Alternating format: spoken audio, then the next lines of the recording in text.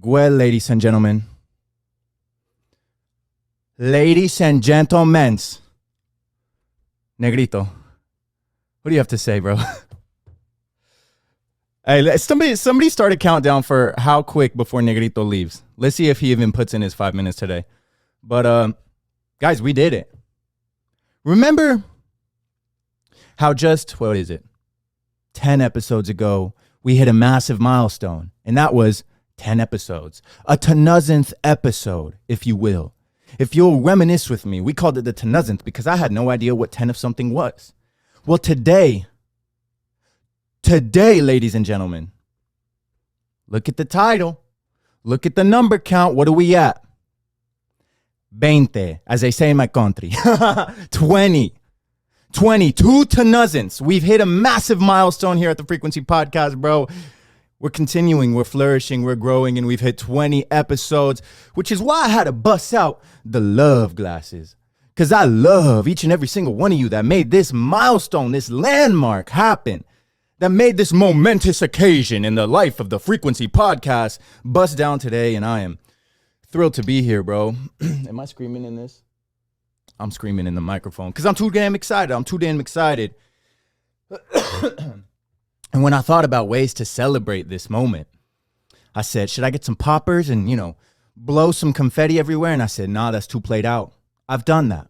I did that on my birthday episode. On the tonuzzenth episode, we made up a whole ass word. It's in the dictionary. Pull up a Webster's. It's in there now. It's been officially noticed as 10 of something, a tonuzzenth. But this is a twanuzzenth. This is 20. This is 20 of something. A twanuzzenth. A tunuzzenth. Tuna-zenth. That's so dumb, bro. But anyways, guys, poppers were played out. I had a joke with my girl. I was like, what if I get some strippers in here to pop the poppers? And she said, are you trying to be single? And I said, yeah, you're right. Probably a bad idea. And I said, what if they're male strippers? And she said, no strippers. So I said, fuck it, I'll dress like a stripper. So I got the buttons off, the chi-chis out. I should have put some pasties on at this point, bro. But what am I even saying? Anyways, I figured out the perfect way to celebrate a twanuzzenth with y'all. And I said, man, I've been sober for 7-8 months now. And I don't know when the next time I'm a drink is. I don't know when that day will be, but I can't think of a better day than today to break the sobriety for one little shot, one little momentous occasion with y'all. So we busting out this Svedka, yeah? Oh, this Svedka, baby, look. Brand new Svedka. Oh my God. So guys, thank you for being here with me for 20 whole ass episodes, man. I'm excited. And this one's for y'all. If you sipping on something, if you got the sparkling water, because we're not sponsored by them yet, but the road to a sponsorship is happening. Whatever you have in your hands, put that shit up. Cheers to y'all. Thank you for a 2000th.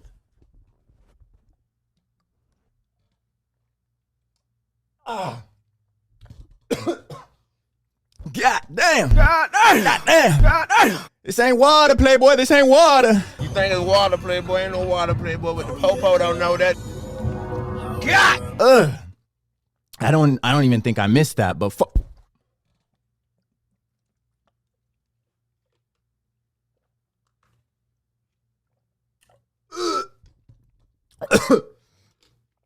oh, that's rough. That's some rough shit. Negrito. ¿Quieres, pendejo? We're celebrating. Estamos celebrando, wait.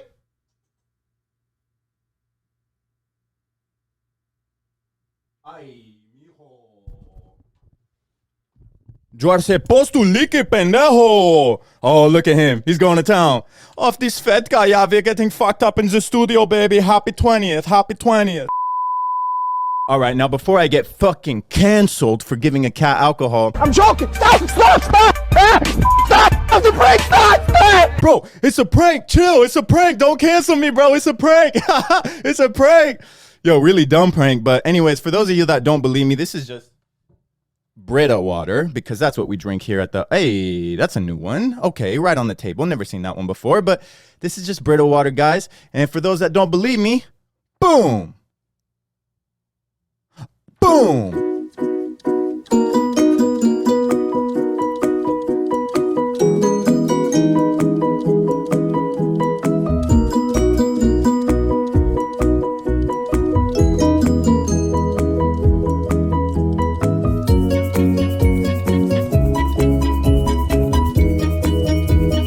a little montage video to prove that it's water, bro. I actually poured out all the alcohol and I gave it to my roommate. So that's her alcohol now. And yeah, this was probably a really dumb way to start the podcast. I swear to God, bro, if I see clips on the internet taken out of context, Floral Frequency feeds alcohol to a cat. Cancel him. Floral Frequency's a big fat liar. Cancel him. It's water. Like, I could prove it, bro. Honestly, but how were those acting chops? Let's talk about those acting chops, those winces that I just had, the gag face, the alcohol face. Bro, that shit was so believable. But look, mira.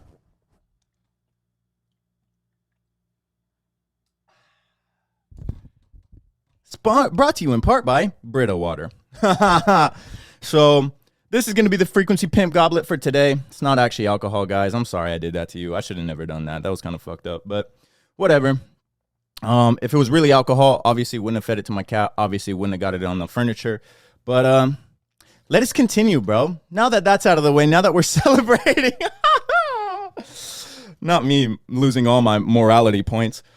It's a prank, bro. But anyways, let this be a lesson. Actually, let's get straight into the nuggets. Lesson number 1. Everything is not always what it appears. Some people are fake. Just like this bottle. It appeared to be vodka, but it was actually water. Some people are fake ass bitches. And I'm one of them for pulling off this stunt. But fuck it. Hey, fuck it. So lesson number 1 today. Everything is not always as it appears. Don't judge as it appears. Don't judge a book by its cover. This is the equivalent of when you're at like a festival or at a party and you're expecting a water. So you pick up the water bottle and it's vodka. And then you're like, oh, but in this case, it's the wholesome one. Everyone is expecting vodka and it's water. The Lord, you know, he turned, what is it? He turned water into wine and he turned this vodka into water. So thank you, Diosito, for the blessings. Anyways, on to the podcast for real, guys. This is a fun one because I was thinking of 20 episodes, you know, and I was like, man, 20 episodes of this podcast. And we've had our goofs, we've had our laughs, we've had some serious moments. We've had a whole lot of improving, but I'm not done. My preachings are not done. So the frequency continues. And the other day I was on the internet, man, and this is where I got the inspiration, the motivation for the topic of today's podcast. I wanted something today to be kind of entertaining, touching, and educational. Let's learn something, you know? And I saw this photo on Twitter. I was, browsing through Twitter. And I don't like getting on Twitter too much, bro, because Twitter is the new Pornhub. Like, if I'm being honest, Twitter is the new X videos. Twitter is RedTube in disguise, bro, because I get on Twitter and it's nothing but tetas and fucking culo and vaginas and all this fucking crazy shit, bro. It's like, how is this? It's the most unfiltered, unhinged social media, in my opinion. So I don't get on it too much, but when I do, I want cat memes. I want wholesome shit. I want to see what my friends are doing. I don't want to watch some chick with 6 dicks in her ass. You know, I'm hard pass. So I get on Twitter and the Lord answers my prayers. A cat meme. I'll throw it up right now. And this was the funniest shit, bro. I saw this. I'm pretty sure this was posted by an account deadass called Wholesome Memes that I follow. And they're so funny, bro. They're so funny because they just post just that. It's wholesome memes. And so they posted this cat and I was in tears, bro. I was literally crying, and I saved it to my phone, and then I sent the photo to my girl, and my girl thought it was funny too. She's like, haha, that's hilarious. And then I would just, that's it. That was the end of that. I thought it was funny, and I saved it to my phone. And then about 2 or 3 days later, I'm going through my camera roll, and I see this cat again, and it was like I saw it for the first time, bro. I was in tears again. I was laughing my ass off. It was the funniest shit. And so I was like, man, I want other people to feel this joy. I want other people to laugh at this photo because this is such a funny photo. So I posted it to my IG story. And then the IG story reactions, I had a lot of people reacting to the photo. I had a lot of people messaging me like, haha, that's so funny. People like, yo, that's my spirit animal. Haha, I love it. And then after that, I just, you know how sometimes you post your own story and you just watch your story a million times throughout the day? You're like, damn, this is art. This story is too good, bro. I was watching my story all day. And then that night, bro, that night or the night after, I was, going back to the photo and looking at it. And then I started overanalyzing it. It went from a point where I was like, haha, that's funny, to damn, this is kind of sad, bro. Because look at this little guy. Look at this little guy. Hypothetically, this should be everything he's ever wanted. All his dreams are being answered right now. A tiny kitten. What do cats and animals and kittens and shit, what's their favorite thing to do? To eat. I pull out the cat food around here, the wet food, and my cats go crazy, bro. They're like little crack goblins. They go crazy. So that's the only thing they want in life is love and food. And so this cat, hypothetically, is getting everything he could ever want. He's getting a can of Friskies that's damn near the size of him, all to himself. And so they open up the can of Friskies, and my boy goes to town. He's on the attack. He's pulverizing this can of Friskies. And then fast forward, my boy's around quarter of the way done with the can. The gravy's all over his face. His little tum-tum's expanded. He's full as hell, and he's suffering. He's suffering. He got everything he ever wanted, and he's still suffering through it. And not me breaking down cat memes all philosophical and shit, but that sparked the idea for today's podcast, which is, I'll read it straight from the notes, how having everything given to you all at once isn't actually a good thing.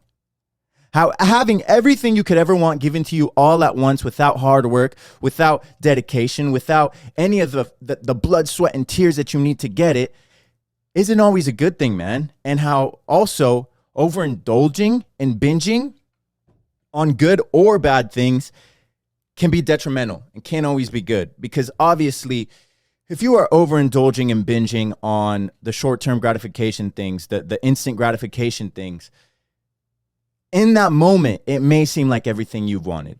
You know, the drinking, the girls, at least for me, I can only speak for experience on shit that I've dealt with, that I've had just given to me or readily available. And I'm like, this is going to make my night so much better. And then it happens, and then I feel miles worse than when I started, you know?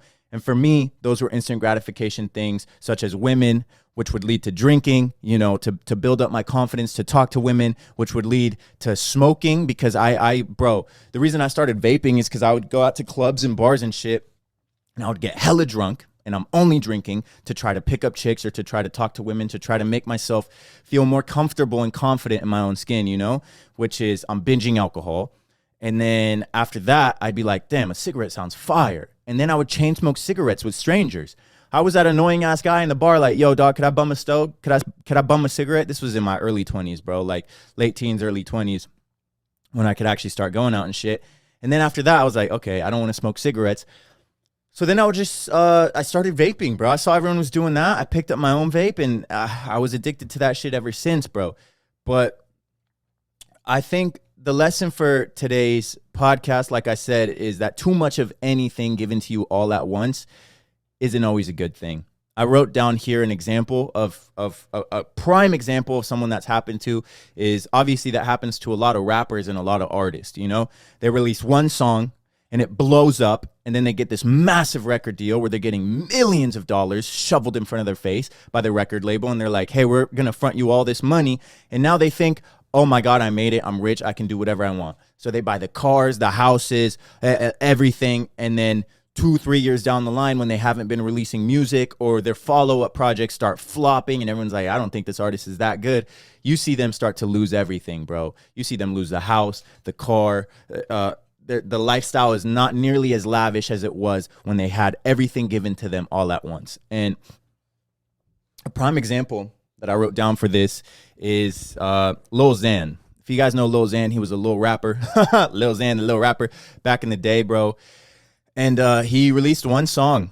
And then Lyrical Lemonade, the Lyrical Lemonade, they make a lot of music videos, and they collaborate with massive artists, big up-and-coming SoundCloud guys, undercover, what the fuck? Like they're policemen. Underground rappers and shit coming up on SoundCloud and stuff. They work with a lot of guys like that. And so Lil Xan released a song that Lyrical Lemonade made the music video to, and it blew up, bro. It blew up. And then before you knew it, Lil Xan was a little household name, bro. So everybody knew about him. He was on the No Jumper podcast a million times. He started dating Noah Cyrus, which is Miley Cyrus's little sister, and he had all this fucking money, bro. All the money in the fucking world was fronted to him, given to him by his label. And, he bought a G-Wagon. He talks about how he flexed that he had like 3 apartment buildings in the same apartment complex. He's like, one's for the bitches, one's my hangout spot, and one's like the studio. He was saying all bragging and flexing all this stuff he had. And it seemed like life was made for Lil Xan. A $1 million deal was the Friskies and Lil Xan was the cap, because he was like, this is everything I could ever want. And by the end of it, Lil Xan was suffering because too much of a good thing isn't really that great at all, I feel like it kind of, in hindsight, I watched a lot of videos and interviews and shit, and there was like this great documentary on YouTube. I'll put it here if you guys want to check it out, about this situation exactly. And it talks about how kind of like when he had everything, it didn't motivate him to want to make music anymore. He's like, I have everything. I don't need to make music anymore. And when he did, he kind of half-assed it. So his follow-up projects were, what are you doing, Negrito? You're on egg game mode. You're on egg game mode. But that's he kind of looks like a little gargoyle, so I'm going to leave him here. But they were saying that it didn't motivate him, and he didn't have the drive and the ambition because he never had that character development or that character arc to consistently release music, to want to better the craft, to do anything, because he dropped one song and it was all handed to him. So he didn't have that work ethic. He didn't have that mentality. He didn't want to grind and grow because he felt like he was already there. So in hindsight, he released shitty projects. He released shitty music. And when none of that was profitable, record labels don't just front you money, guys. They front you money, but they expect you to pay that money back through releases, through music, through all this. So when the money wasn't coming back and he was losing money quicker than ever, he started having mental breakdowns. He started having tussles with his management team. He didn't want to pull up to the studio to make music. He tried to be more of an influencer and more of like a personality than a musician. And everything fell apart, bro. He got his car repossessed because he couldn't pay it back. His management, I think, are the ones that took it from him or repossessed it or something. He owed money to his management. He's losing apartments. He can't afford these nice, lavish things because he never put in the work to get those nice, lavish things. And so, in hindsight, a major deal and all that publicity and fame was the Friskies can. And Lil Xan was the cap, bro. But I don't want to touch on that too long because I'm not a rapper. I don't have that experience. I can't fully speak on anything. And it sucks, man. Don't think I'm out here talking shit on Lil Xan. I thought he was funny as fuck, bro. Me and Coco, we used to joke around about this hypothetical cookout. Who would we invite to the cookout? And fucking Lil Xan was always invited to the cookout. He's still invited to the cookout, man. I think he's a good dude personally, but it just sucks kind of the financial and business and mindset decisions and the breakdowns and shit that he had because of all the good things that were happening in his life, And I like I said, I don't want to touch on that too long because I want to touch on things that I've been through, things that I've experienced where something was a can of Friskies and I was the cat. I overindulged, I binged, and it wasn't amazing.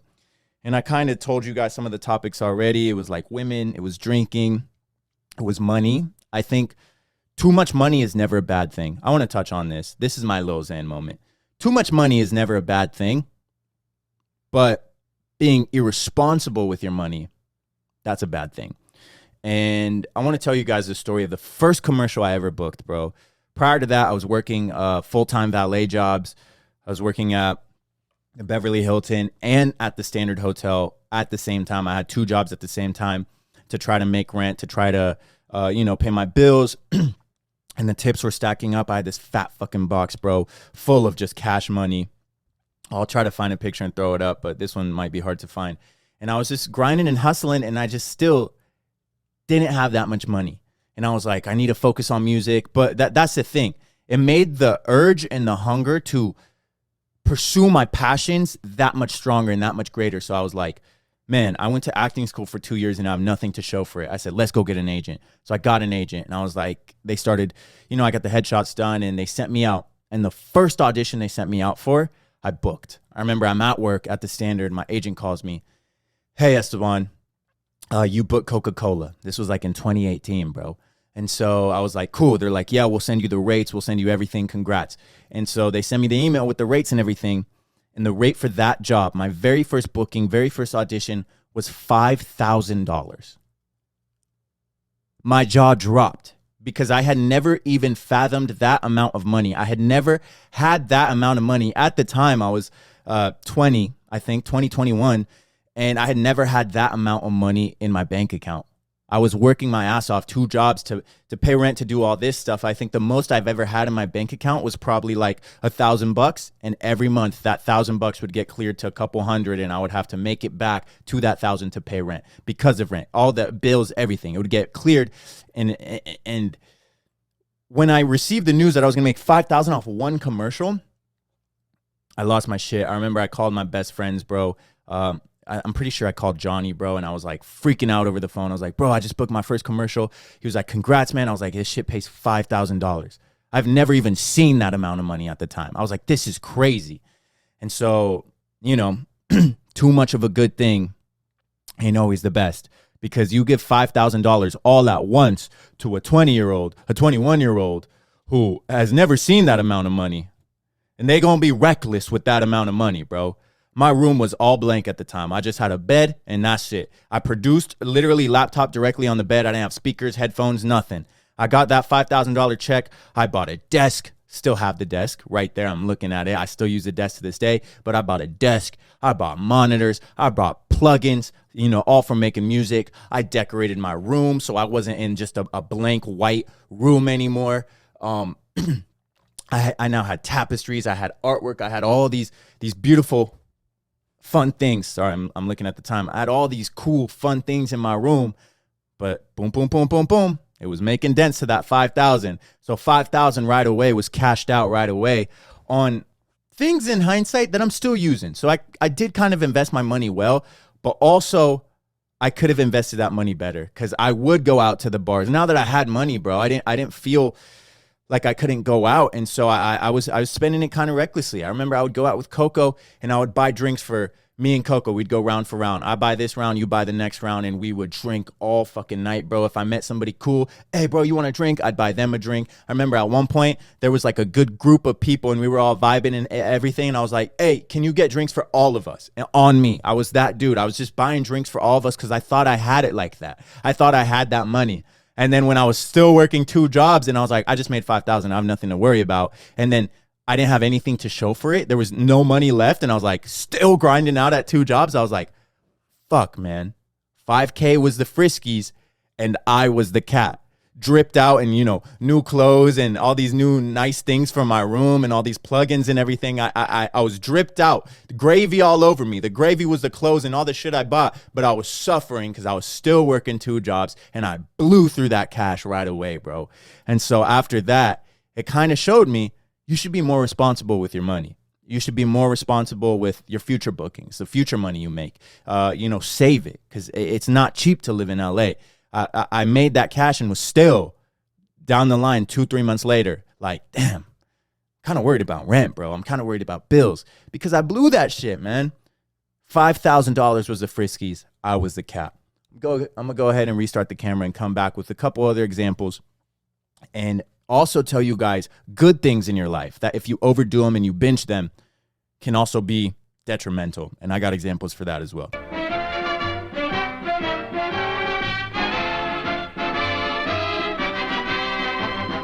It's just water, Playboy. It's just water.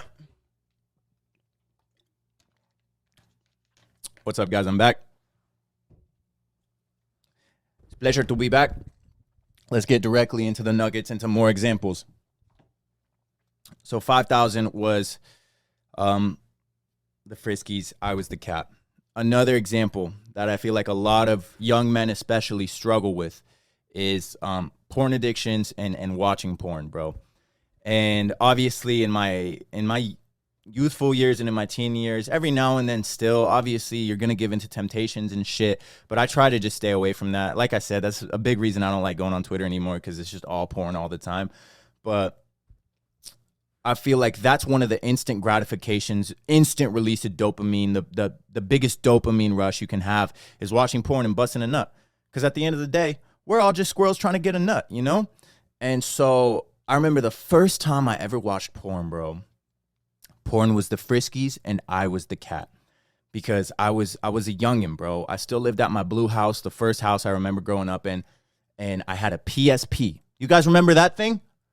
It was PlayStation's version of a handheld device to compete with Game Boys and Nintendo DS's and shit. I had a PSP, and that was personally the first device I ever owned that I had that had access to the internet. And when you give a 9 or 10-year-old access to the internet, you already know what they're gonna do. It's got to be so hard being a parent nowadays where everything has access to the internet because your kids can instantly get introduced to the craziest shit, bro. The craziest fucking shit. And at the time, this is how fucking immature I was, bro. I had no sexual education. I had known nothing. So I got into the search bar, into the web browser on the PSP, and I just typed in boobs. Just boobs. Because I at the time, I didn't even know the proper term for boobs or anything, but I knew I liked boobs. I was like, yeah, those give me boners, you know. I was like, boobs are fire, but I didn't know, and I had no idea what sex was. I had no idea what a vagina looked like. I had no idea of any of that. I just knew I liked boobs, so I typed in boobs, and you get the stereotypical like cliche, like, you know, hot pinup model or some model with big boobs or some beach bikini thing. And then at the top there was a safe search, and I was like, what the fuck is this? I'm trying to see some skin, baby, full frontal chichas. So I took the safe search off, and then I searched it again, boobs, and then I started getting boobs. And on Google Images, this is how fucking lame I was. I was looking this up on Google Images, bro. I didn't know how to get around the internet, and I definitely didn't know what I was about to stumble upon, bro.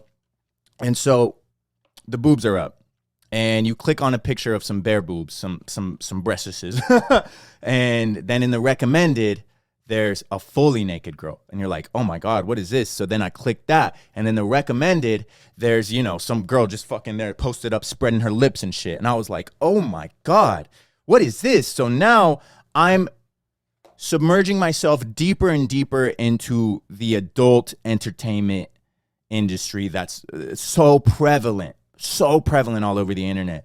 And when I saw that, I was kind of shocked. I was like, damn, that's a lot, but that's like cool, I guess. I didn't know how to feel. I didn't know how to feel because this was really sexual education for me. I didn't learn that shit in school. I went to private school, and they didn't teach us any of that fucking shit because they expect you to grow up celibate and a fucking nun and through the Lord and save sex till marriage and all this shit. So they barely even tackle those topics. So I'm looking at all these photos, and then before you know it, there's just fucking pictures of girls getting railed, of all this shit. And that was the first time I've ever seen sex between two human beings. And I was overwhelmed, bro. I remember I got like a sick feeling in my stomach, and I was like, oh, I remember I was like, what the fuck is that? Little 9-10-year-old me, what the fuck is that? I was overwhelmed. It was a lot to take in. And then you click a website, and it's full like hardcore porn. And I remember I got so sick to my stomach, bro, that I went to the bathroom and I dead ass threw up. I was like nauseous. I threw up. Porn was the Friskies and I was the cat. I started, you know, innocent. I just wanted to see some boobs. And I ended up seeing full hardcore porn, and it was too much for me to handle. That's what I went seeking, but once I got it, it was too much for me to handle, and I remember I threw up. And I remember that night, dude, I was going to a Velvet Revolver concert with my dad. My dad was at work, but then he was going to come home, and we were going to go to this Velvet Revolver concert together. And literally, as my dad's coming home, I shut down the PSP. I throw that shit like across the room, and I'm like already, I had just thrown up, and I was like, fucked. And I had a headache and all this. My dad comes in. I let him know, like, I don't feel good at all. I didn't tell him why, bro. I was a kid. I wasn't about to tell my dad what I just did. And so I feel like absolute garbage. And my dad's like, you know, trying to make it better, gives me water, gives me Tylenol, whatever the fuck. And we go to the Velvet Revolver concert. And man, I enjoyed the concert, you know, fucking Slash and El Gato and like all these fire artists, you know, artists from the 80s. These classic rock dudes come together to form basically the Avengers of another classic rock group. But I remember the whole time at the concert, bro, I kept having these images pop up, just fucking seared into my mind. And I would get like my stomach would start churning again, and I would just feel sick. And I was nauseous throughout the whole concert. I had a headache. I didn't feel good. I was drinking Sprites the whole time at the concert. My dad would go get a beer and then come back with a Sprite for me because he knew I didn't feel good. Didn't know why. And that was just enough to make me not want to pick my PSP up for like a good 2 weeks, bro. And that was my introduction to sex. That was my introduction to porn. That was everything. Porn was the Friskies. I was the cat. I was suffering once I got everything in abundance, everything tossed at me. I was like, what the hell is this, man? And that's something a lot of guys suffer with now is, which is why I bring it up, is like porn addictions and all this stuff. It's so easy to be like, I want this now. This feels good now in the current moment. And then you shut the laptop. You feel regretful. You feel kind of dirty. You want to shower right away. You don't want to go out in public because you're like, everybody's going to know what I've just done. And then you just kind of hermit and you feel shitty. And then it makes you want to like not engage actual human women. It's kind of a detriment, bro. And it's so easy to get addicted to that stimulus, to get addicted to that. And like I said, porn is the Friskies. You are the cat. And I don't want you guys falling for that trap, man. Another one, as I grew up, that progressed was, like I mentioned earlier, women. Women, which was drinking as well. They kind of go hand in hand. And this is the last example of bad shit that I'll give, that instant gratification, that if you engage and indulge and binge and overindulge in these things, you're gonna have a bad time. The last one I'll say is women, man, because obviously growing up, I was I always knew I was, kind of cute or whatever, but I felt like I never got the amount of women that I should have. I felt like I was entitled to women for some reason, and I feel like a lot of guys feel that way, and a lot of dudes are living lonely lives, kind of incels, kind of struggle to even talk to women. And so because of this, I was like, I'm cute. I have that going for me. But I'm like super nervous to talk to girls and shit. And so once I got to the age where I could go out or go to parties, high school parties, clubs and outings and bars and stuff. Once I got a little older, the goal was women. But how do you get to that goal? I was like, I need something that's the social lubricant. I've talked about this so many times on the podcast. Where'd that shit go? Oh, right here. The social lubricant, except it's not water. It's the real deal. And so I would binge and binge alcohol. I remember at the pre-games, bro, I would get blacked before we even get to the event. Just blacked out. So much alcohol because I was like, the less of me that I truly am, the less of me that I am, the more reckless I am, the more likely and the less of a fuck I'm going to give if I look goofy or if I embarrass myself or if it doesn't go well. Rejection. Everybody's afraid of rejection. So I would get thrashed. And then I would go to clubs, high school parties, house parties, whatever it was. And honestly, I would have good luck. That was most of my early 20s was, one night stands and hooking up with girls, hooking up with my friends, bro. There's so many friends back home in Vegas that I just would hook up with. And I was getting low-key an abundance of women, but it was still never enough, bro. My ego could never be boosted high enough or inflated big enough. I could never feel as validated as I wanted to. My confidence still, even after scoring, was still not to the point I wanted it to because my confidence was heavily linked to the substance abuse, bro, to me drinking. If I didn't have the alcohol, I wouldn't have the confidence. And if I didn't have the confidence, I wouldn't even approach or talk to a girl to try to make whatever it was I was seeking, whether it was, just validation or sex or relationship. And then speaking of relationships, because I was living this way, I never had anyone that stuck around. I never had a deep connection with anyone through all of my early 20s, my teens, all this stuff. I never had a girlfriend. I never really, I would have like little talking phases with girls, but they would never go anywhere. They would all just kind of fizzle out. And I never felt truly loved or satisfied. And I remember, bro, me and Coco, we had this podcast way back in the day that we never released, but we would just kind of get on there and vent. And he sent me an episode recently, and we sound like fucking tweens, bro. We sound like little kids, but then we're both talking like, girls just want to hook up with me, but like, I can't find a girlfriend. I like literally no girl wants to date me. I don't know what's wrong. I don't know anything. And I look back now and I'm like, because you weren't even opening up yourself up for that possibility, because if any girl did want to date you, it wasn't good enough and you wanted more girls. Oh, this girl's into me, but I want more girls. I want a better girl. I need a new girl, all this stuff. And girls and alcohol, in a sense, were the Friskies and I was the cat.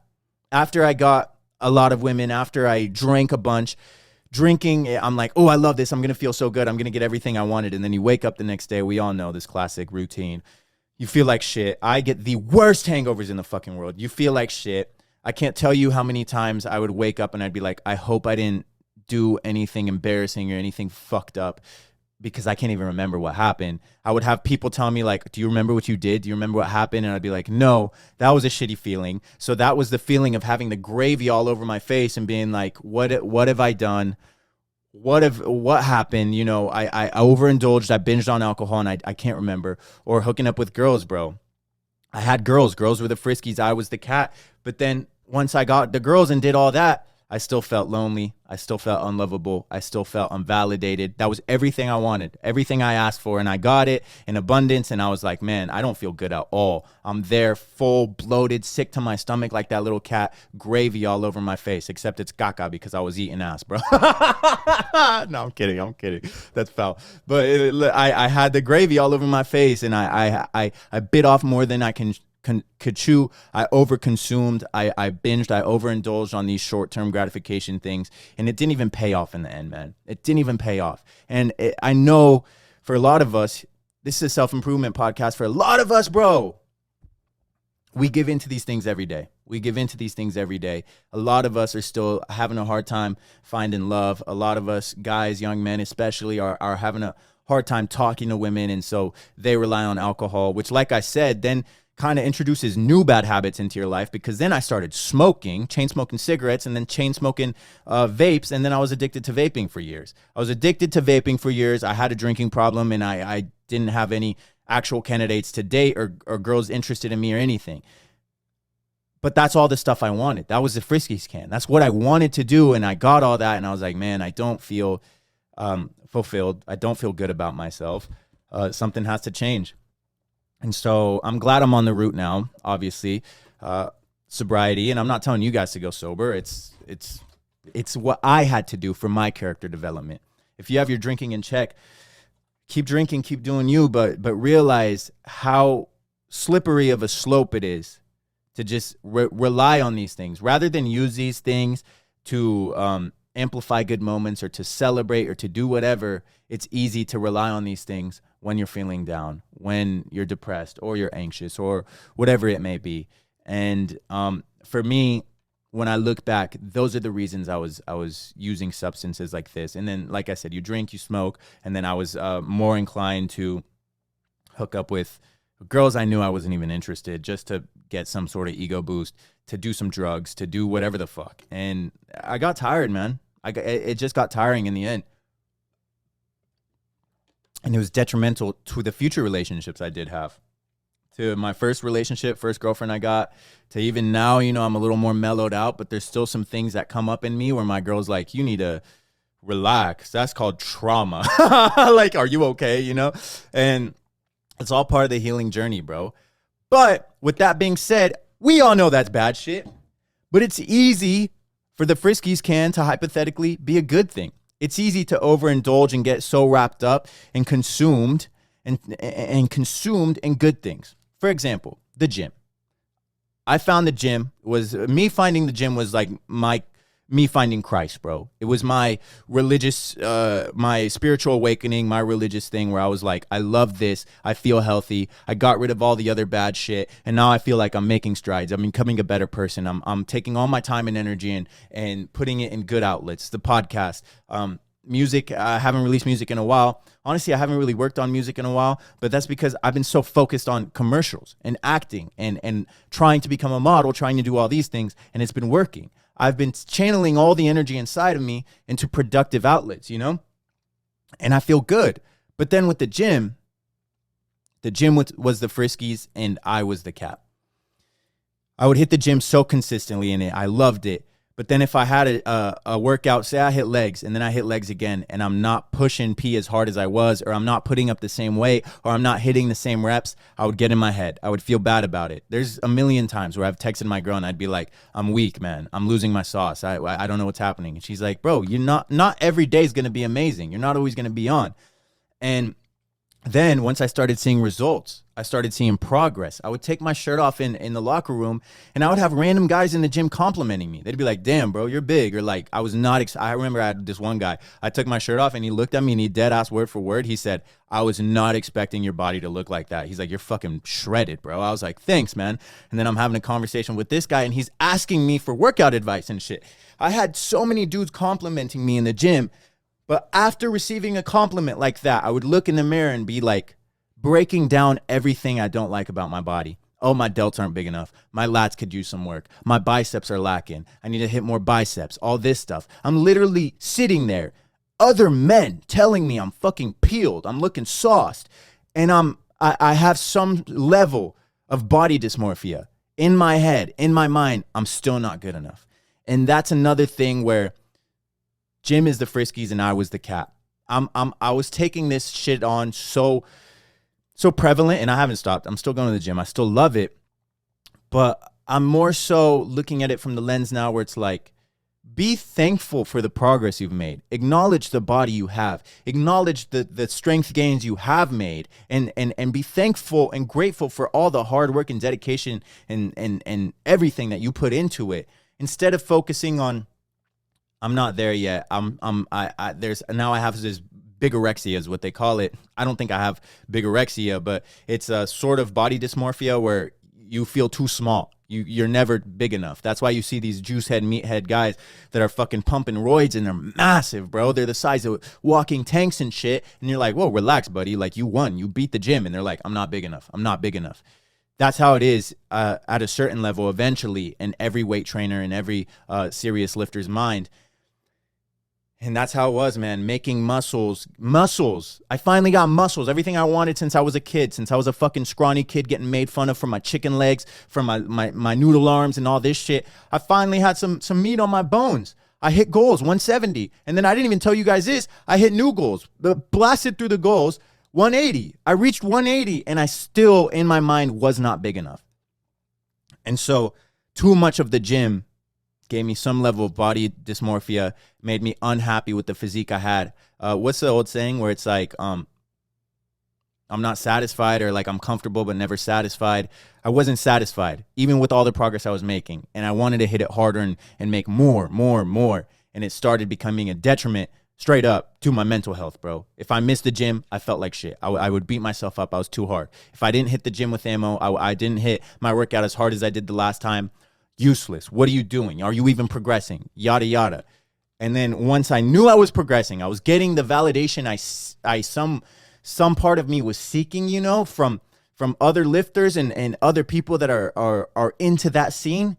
And it still wasn't good enough. I was still suffering. I still had the gravy all over my face of fucking supplements and racked weights and all these progressive overloads and all these exercising and everything was all over me. It's all I was thinking about, all I was doing, and I still wasn't happy.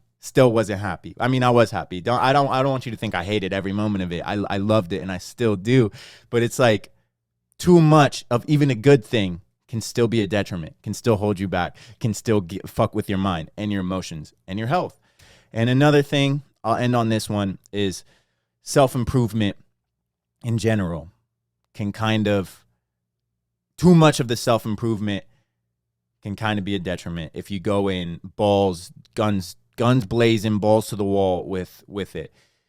Because when I started this podcast, obviously I was not when I started this podcast, but when I started my self-improvement journey, I was in a low place, just gotten out of a breakup, and I started picking up, better habits like meditating, gratitude.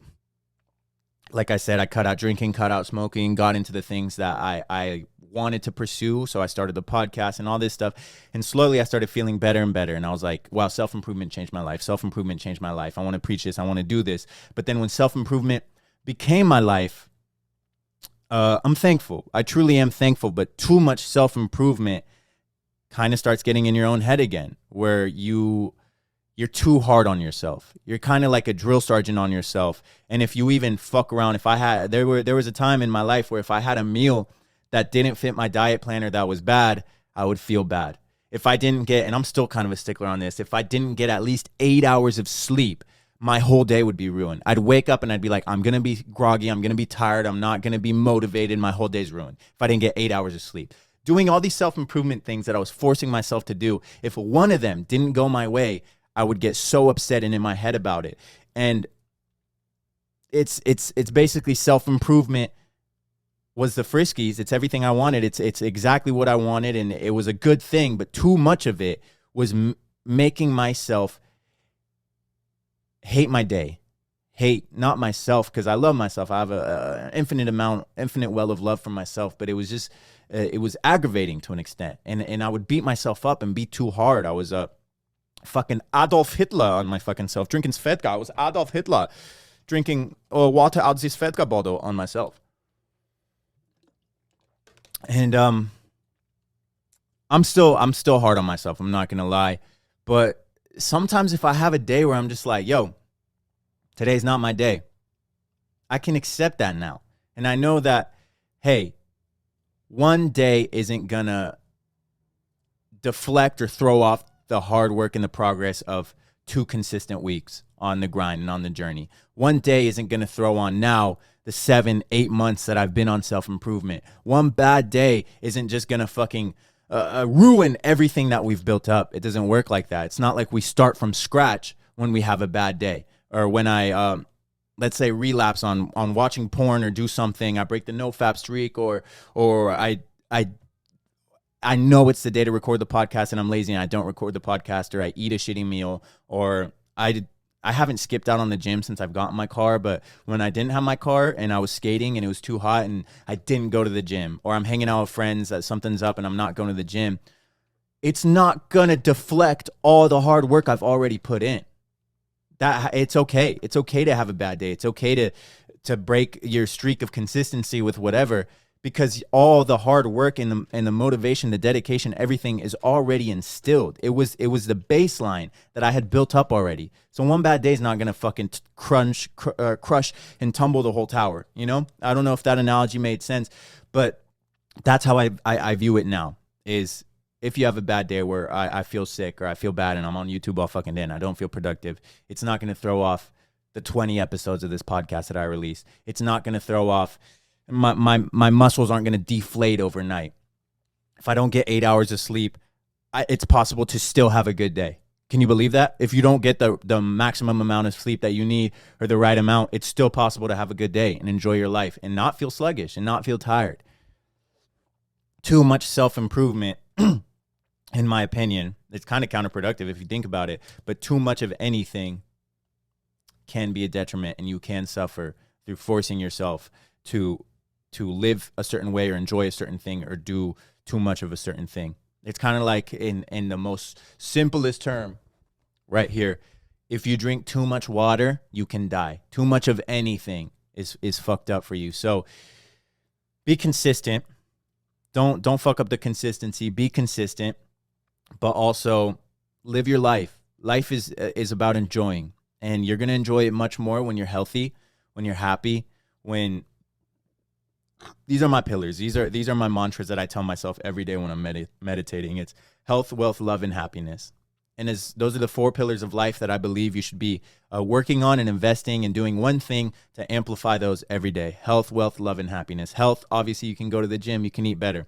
Wealth, you can invest into your craft. So I invest into this podcast, music, acting, auditions, doing all that stuff. If I knock out a handful of auditions in a day, I feel like contributing to the wealth. And then obviously when the checks start coming in and I do start making money, that's covered. But it's also spiritual, emotional, mental wealth. Or how's your mental health looking? Are you wealthy upstairs? Theoretically, hypothetically.